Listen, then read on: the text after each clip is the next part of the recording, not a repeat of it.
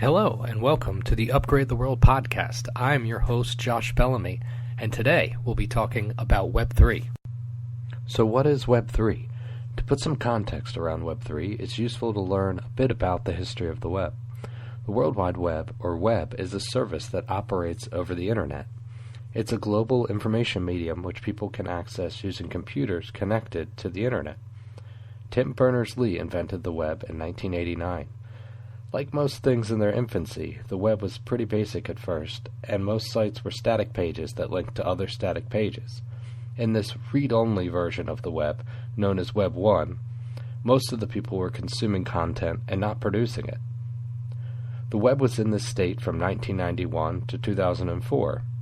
Starting in 2004, the next iteration of the web, known as Web 2.0, offered interactive web pages, and there was a shift from read-only to read-write.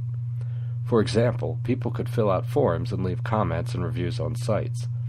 In Web 2, the web evolved into a platform, allowing users to create their own content through wikis, blogs, and the rise of social media services, such as Facebook, YouTube, and Twitter.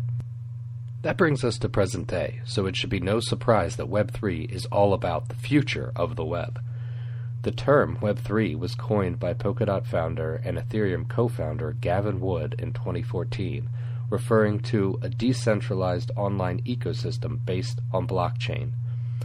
One of the concerns of the current iteration of the web is that it is controlled by big tech companies such as Meta and Google, who collect data on their many users to sell to advertisers. As the adage goes, if the service is free, you are the product. One of the ideas of Web3 is to replace the services offered by these tech giants with DAOs, or decentralized autonomous organizations, which are member-owned communities without centralized leadership, but rather rules encoded as a computer program that is transparent and controlled by the organization's members.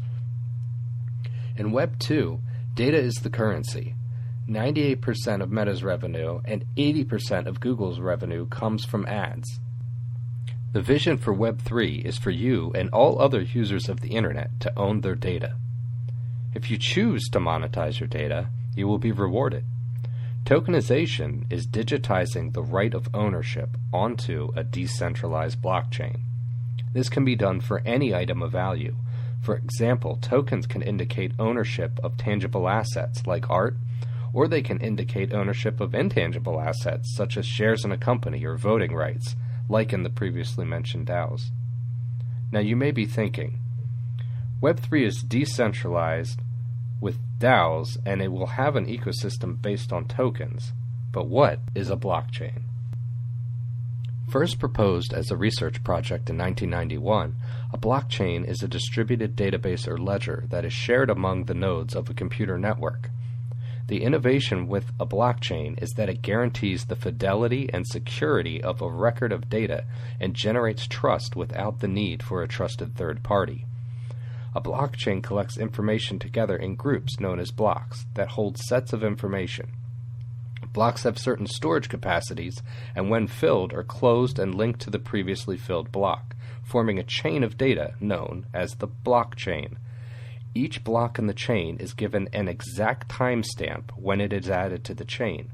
The goal of blockchain is to allow digital information to be recorded and distributed, but not edited. Before we close up our discussion on Web3, it's important to remember that Web3 is still in the development phase, and as technology advances, the ideas that ultimately get implemented will evolve. I hope you enjoyed this episode as much as I enjoyed making it. Thanks for listening, and until next time, keep upgrading.